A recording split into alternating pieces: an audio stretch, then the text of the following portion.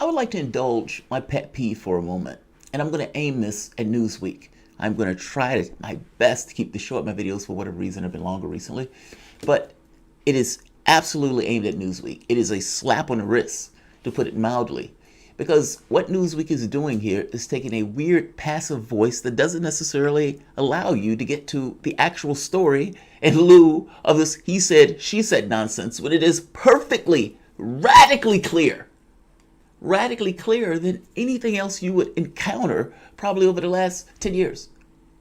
And yet you still get this nonsense. I'm going to explain my point of view. I'm going to build my argument. And I'm going to target at Newsweek. And God knows, I hope someone sends it to Newsweek, where Newsweek can hear it and give their appraisal, yay or nay. But this article right here. Syria says Donald Trump is stealing its oil, quote unquote, after a U.S. company makes oil or deal to drill. This article is farcical in the way that it is written. It is ludicrous and ridiculous in terms that is really hard to get across, other than doing a video on it and explaining what I mean in regards to saying it is farcical and ludicrous, almost honestly, in a weird way, entirely detracts from the real and actual story. Even though you could tell this particular story, but the story is somewhat dishonest in its framing. Just because it is a clarity, it's not a question. And by always framing it as Syria said, or this other person said, you undermine the fact that it is not a question. It is a flat fact. Newsweek. You're on my bad side. Welcome to the soapbox.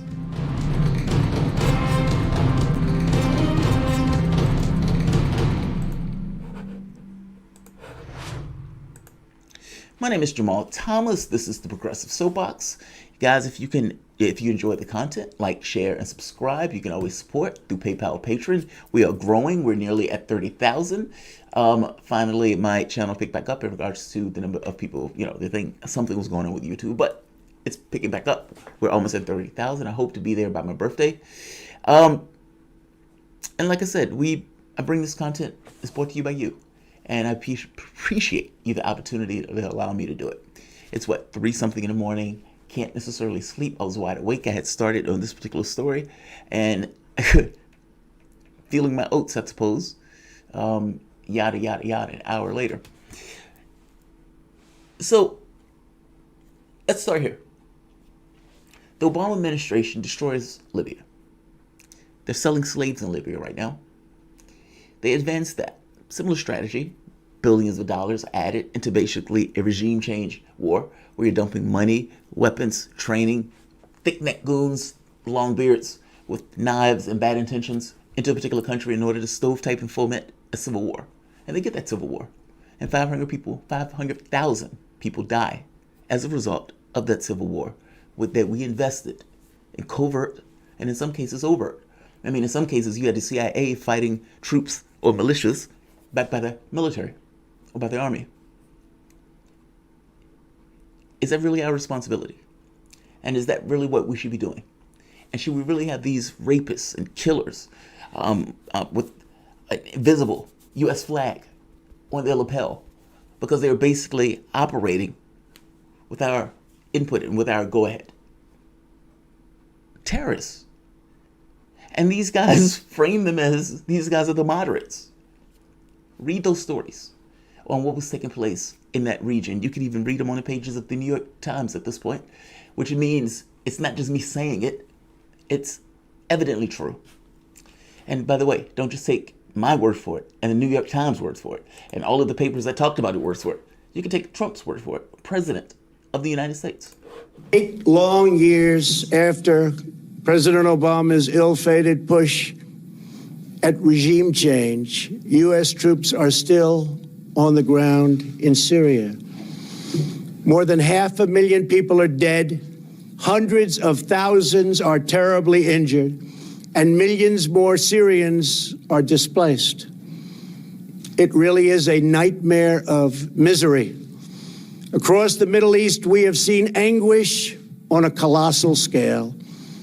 We have spent $8 trillion on wars in the Middle East, never really wanting to win those wars. But after all that money was spent and all those lives lost, the young men and women gravely wounded so many. Now, everything Trump just said here is true. And with one exception, winning the war would have been to depose Assad. That was the point, that was the goal, that was the job. That chaos, that civil war was to depose Assad. And Assad was able to get help from Russians and Iranians to basically stabilize the government of that country. Now, you haven't heard me give a rah-rah for Assad in the least. My point is, it is not the responsibility of the United States to invest in terrorists in order to try to take down a government of a country that it doesn't particularly like. At which point is that our responsibility? Donald Trump is basically saying that here. The interesting part of the speech is that supposedly the U.S. forces weren't attacking the government directly, but they were providing aerial support and area cover to various areas in that region. Is that what you want your government to be doing? Is it against the law, international law, or our own law? And is it a war crime for the President of the United States to get caught giving billions of dollars to terrorist groups to take down a country? I think that has to be answered, right?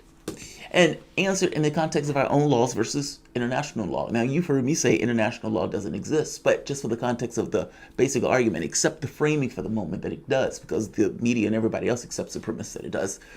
The U.S. president has just implicated the previous president of potential war crimes.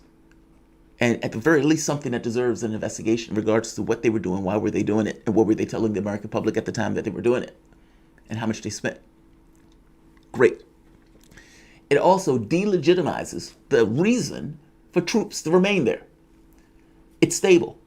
Russia, Syria, Iran, all of them, it's stable. Syria has the overwhelming majority of its land back. The United States is not invited there. It's not wanted there. It's not providing a sense of stability there. And since the President of the United States has just said that, it undermines the entire premise that the U.S. should be there in the first place. Right? If he was fomenting a regime change war while telling the public that we're there for some kind of humanitarian reasons, didn't seem humanitarian to the people who were living there, I tell you that much. Why are we still there? And this is what brings us to Newsweek. Now, if you make the argument that Trump just made, and then you turn around and say, but we're going to stay anyway. Why? Where's your legitimacy? Screw that. We're staying anyway. And we're staying because we're going to keep the oil. Now, I am saying that. But again, don't take my word for that we're staying there in order to explicitly steal the oil, keep the oil, whichever adjective you want to use. I would use steal because that's exactly what it is. And I'm going to make my point as to flat fact why. Don't take my word for it. Take Trump's. He's been very honest about it. President Erdogan wants to come to the White House. We have a very good relationship. The ceasefire has held very nicely. We've kept the oil. We stayed back and kept the oil. Other people can patrol the border of Syria, frankly, and Turkey. Let them. They've been fighting for 1,000 years. Let them do the border. We don't want to do that. We want to bring our soldiers home. But we did leave soldiers because we're keeping the oil. We're keeping the oil. We're keeping the oil. You thought he was joking about that? Here, he is still emphatic. Different location. I suppose different day, maybe. I want to thank the president for the job they've done. Again, this has been thousands of years in the process between borders, between these countries and other countries that we're involved with 7,000 miles away. So we want to worry about our things. We're keeping the oil. We have the oil. The oil is secure. We left troops behind only for the oil. Now, again, so when I make the point that says Trump is stealing the oil, Trump in multiple locations, we're keeping the oil. We're keeping the oil. That oil is in Syria. This is not only morally contemptuous, considering what Trump just said prior, that we invaded that country for the sake of regime change war. He is now saying, despite coming here to unsavory reasons, we're now going to pillage a strategic resource of that country. What is the justification of Donald Trump to do this? Meaning, what legal justification does he have to do this? The president has just admitted to a war crime. Not just that, he implicated the previous president in a war crime and then implicates himself in another one. And basically saying we're going to take a resource from another country. Look, Syria is not on the border of Oklahoma. It's not on the coast of California. It is in an entirely different country that we invaded explicitly for the interest of knocking down the government. And now he's saying we're going to steal this oil from Syria. Here's the thing. Syria is not even a major oil player. It's not a country that has a huge amount of oil. It has enough oil for its own resources. So to take it, it's not necessarily taking it for the sake of, oh, could we go milk and get a lot of this? No, it's to deprive the government of that oil, which was going to use the oil for the public itself. This is what he's doing. He's not even being squirrely about it. Now, he may say we're protecting the oil. Who is protecting the oil from? We're protecting the oil from Syria. How can you protect the oil from a country where the oil is in and that you have invaded?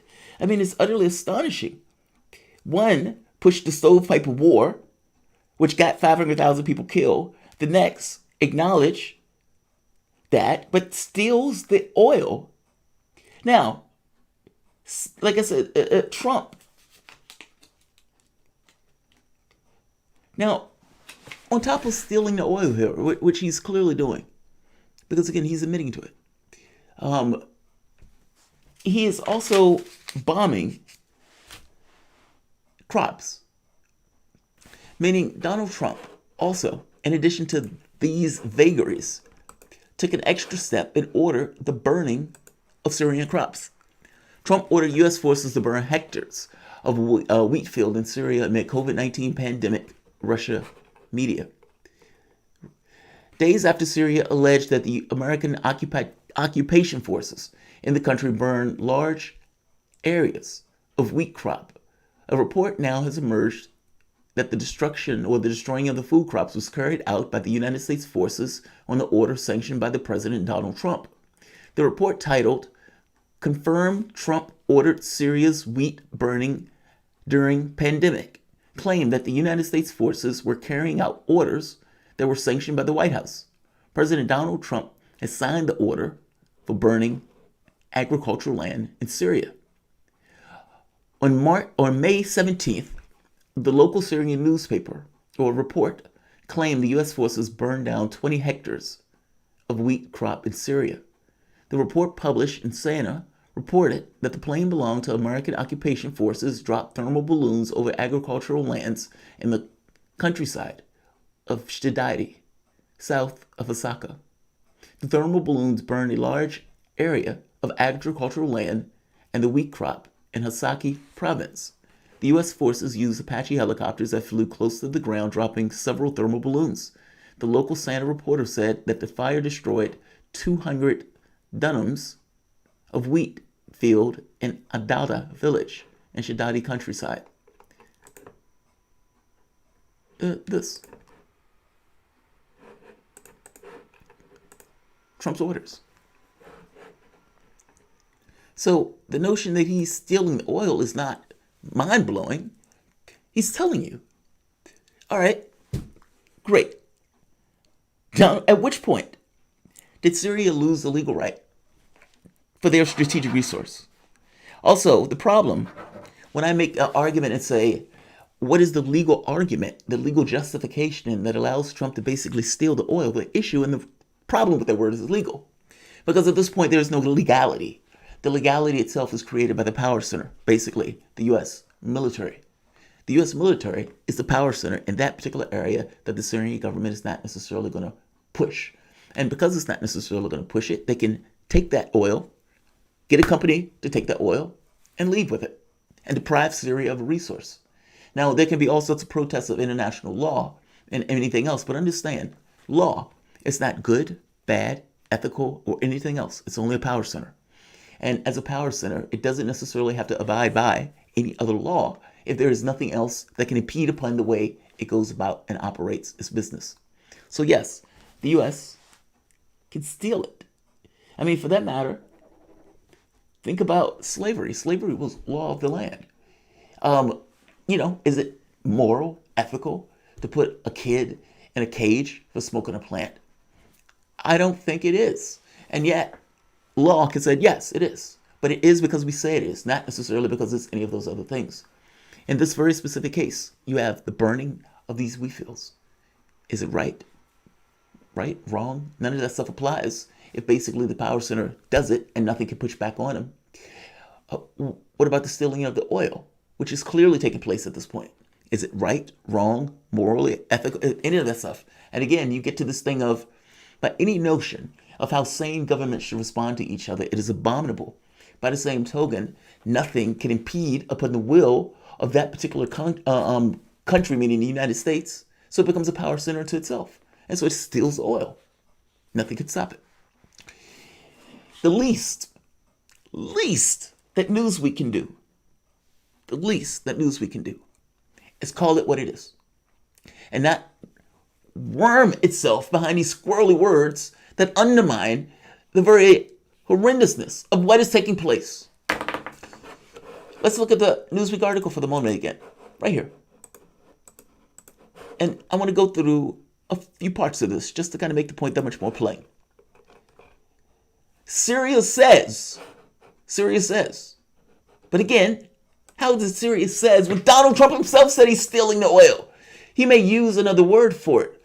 But at which point can you look at this and say, if I would at the very least accept that there's some framing of an international law, whether or not the international law could do anything else or not, because again, Trump stealing that oil and bombing those crops is basically shooting any notion of international law in the face. Yes, they may go and get some African dictators and some selective justice. But when you have this sort of criminality taking place and they give it a pass, you can't tell me there's anything about international law. That said, from the standpoint of argumentation, people do accept a certain vague notion of international law.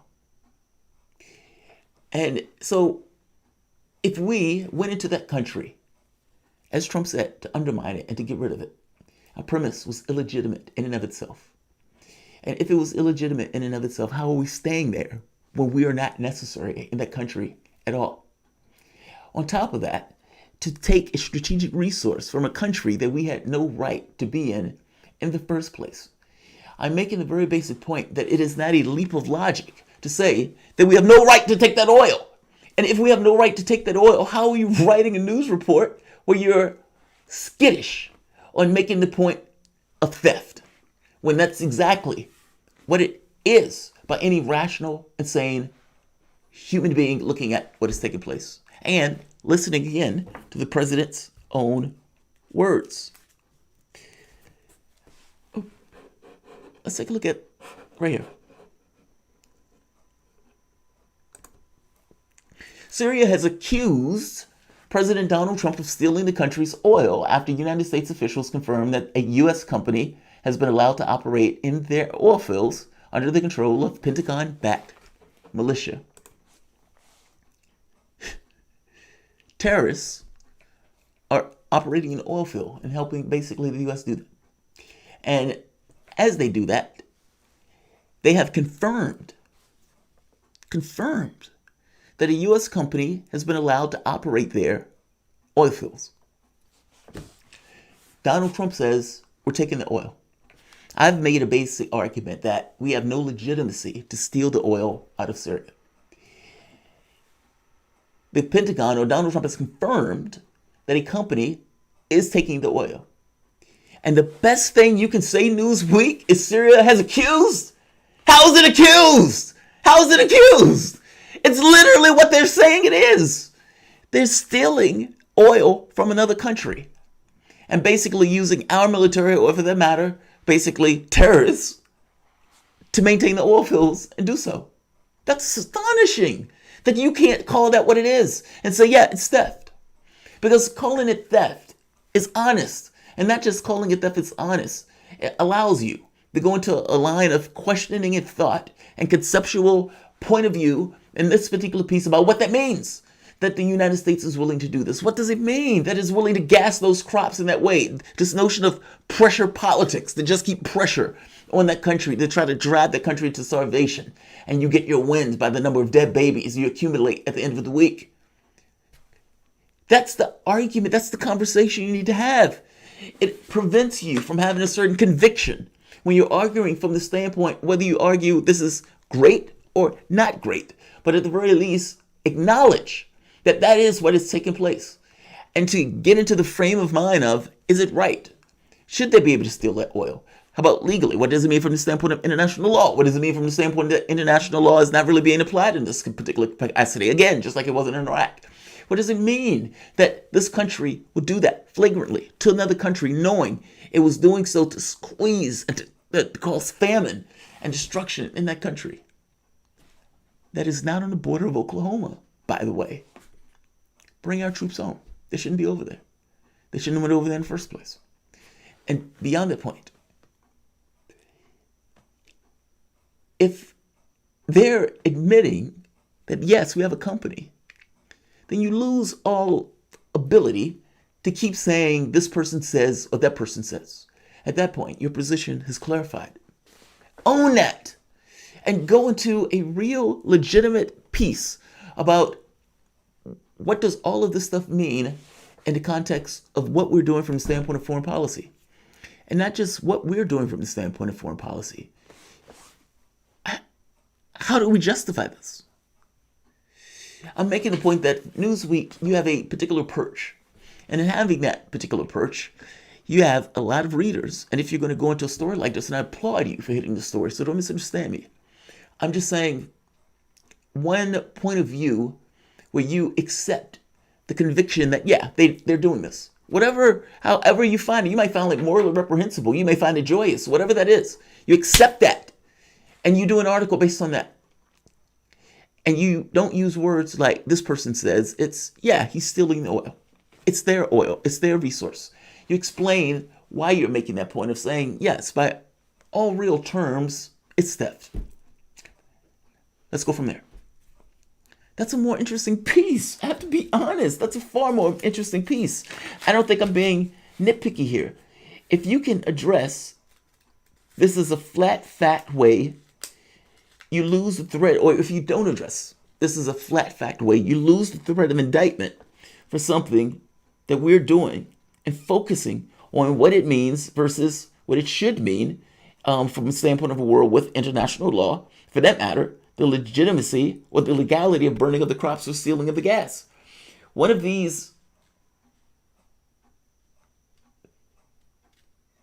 this refuses to assert guilt. That's my point.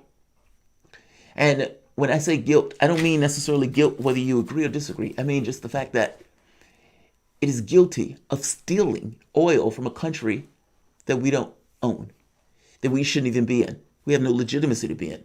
The president of the United States has just indicated such by indicting the previous president on war crimes. And yet, destroying crops and stealing oil and gas and having a company come in to get it and doing it. The Pentagon confirms it, but you can't bring yourself to say theft. I talk about what it means, whatever point of view you want to take on it. That's a more interesting article. That's a more honest article, because that article at least affirms that what the Syrian government is saying is true, as opposed to putting this he said, she said. What is your job? Is there any point in your job where you can define reality as being something? And if it's not this, meaning where Trump says it, Trump indicts Obama, the previous president, in some degree, and he says it multiple times. And then you have a company coming out saying, yeah, we're working with the Pentagon to take this oil.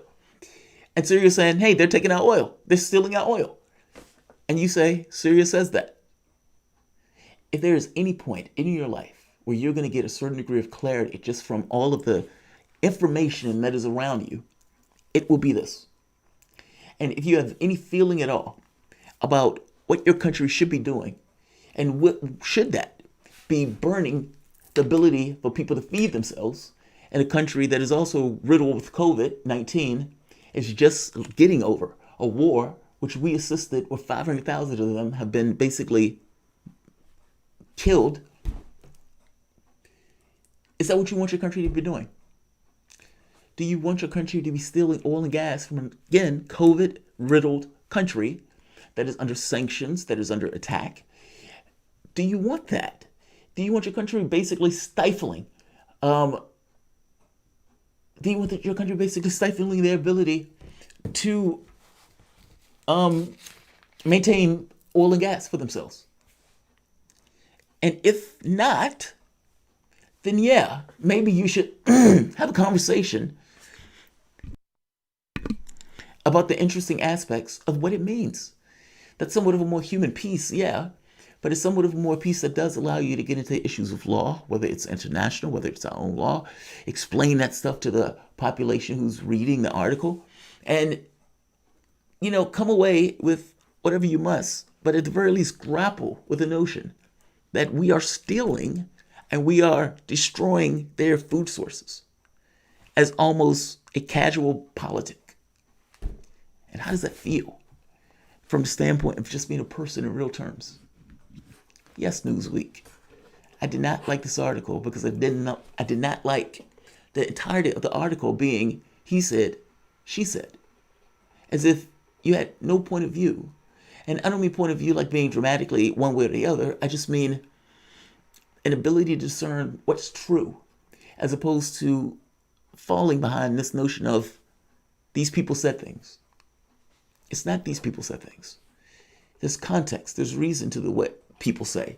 And beyond the context and the reason of what people say, especially if there are real world consequences to those things, because those people are in some degree of discretion of power, there should be some want to discern what's true if it's possible. And in this case, it is 99.99999%, almost like the speed of light for anything with mass. And you still can't call it. That sucks. That sucks. Like, share, and subscribe. I don't think there's going to be anyone up with me at 4 in the morning. But maybe it is. Oh, G5. Thanks, G5. I appreciate that, man. Thank you. Yeah. It bugs me. It just bugs me. Because I feel like we have so many things that avail us as a world. And let me say it like this. Let me give an allegory. I was talking to my mom today because my grandmother is ill. And she's ill to the point where she requires people to watch her. We have, or they have, because I haven't necessarily been involved in it all that much right now. I've been in, DC. I've been all over the place. We've been doing our own thing, on my own family. And so, amongst the young or the kids of the family, and really, to be honest, that mostly just boils down to my mom, they have to deal with that. All of them are poor. All of us grew up poor. And so, from their standpoint, your options are basically your family. And so there's a small amount of money that the government will give to pay somebody to do that job. It leaves, it's like a $500 gap in it that the people have to pay. But you can, to some degree, if the person is willing to eat that, then you can do it. My uncle gives up his job and he goes into that position because he's needed. My mom can't do it on her own. And so you have an aunt, an uncle, and my mom who's trying to take care of a grandmother.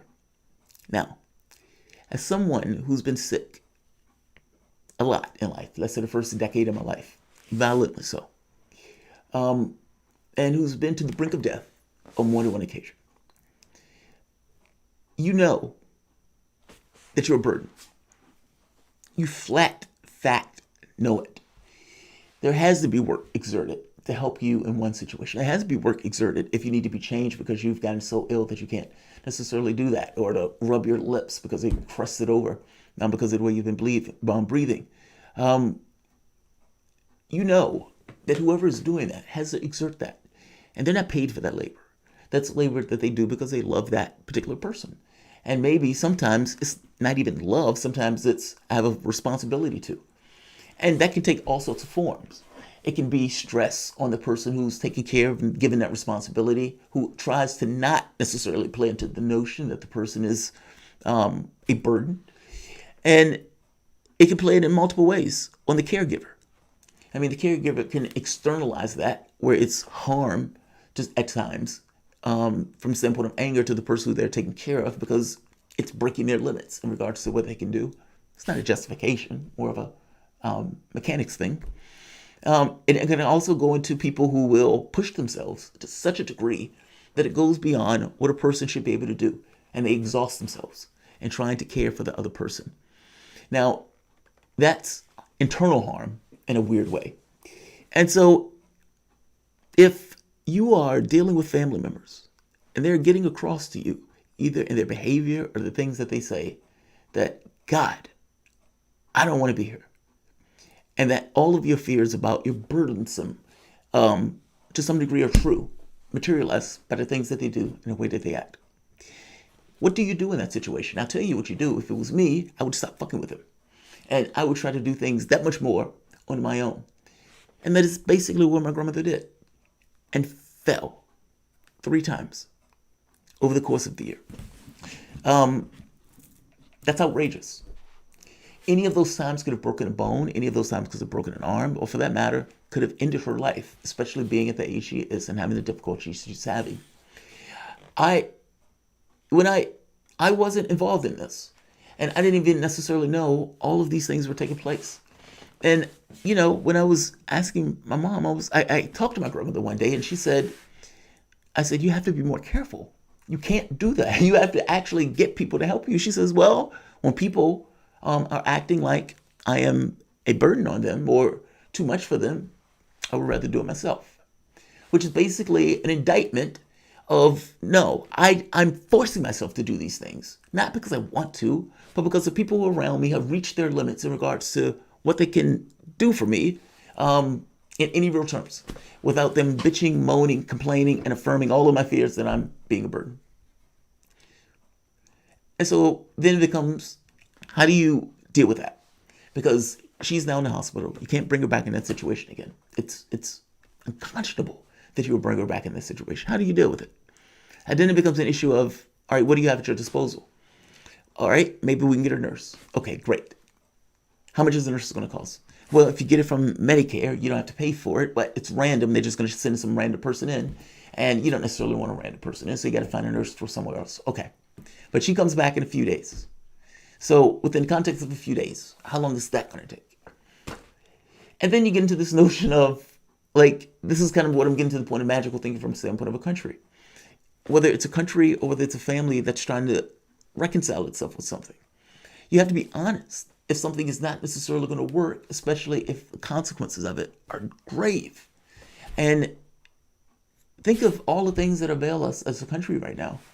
And you think to yourself, what Joe Biden gave as a speech, meaning the direction of the Democratic Party. In my grandmother's case, I've come to a resolution to it and a way to deal with it that will fix it in time frame. But it's a resolution that basically just entails you just have to spend the money to get the nurse. And you have to pay for that as almost a stopgap until you could get the other thing from the government. It's the decisions that families make, right? And beforehand, I wasn't necessarily all that much involved in it. I'm involved in it now because basically I'm going to cover that cost. How can you not cover that cost? It's like a dog gets ill and it's like, do you let the dog die or do you actually pay for the dog? The dog is someone who you brought into the family, you have a responsibility to. I suppose that's a point of view, right? It's ideological, but that's the way I frame it. But no, in this case, it's just you come up with a solution, you try to find a way to work around it. But most families is not going to have the ability to find the solution that I found, in which case they're fucked. All of that is going to be magnified and get infinitely worse in the moment that we're in. Infinite, no, but you know what I mean, magnified. And neither political party is really going to address that in real terms. And they want you to acquiesce and vote for Joe Biden anyway. Astonishing. Astonishing. All right, I'm going to end this here. I'm going to say like, share, subscribe, and I'm going to say Newsweek, up your game. Up your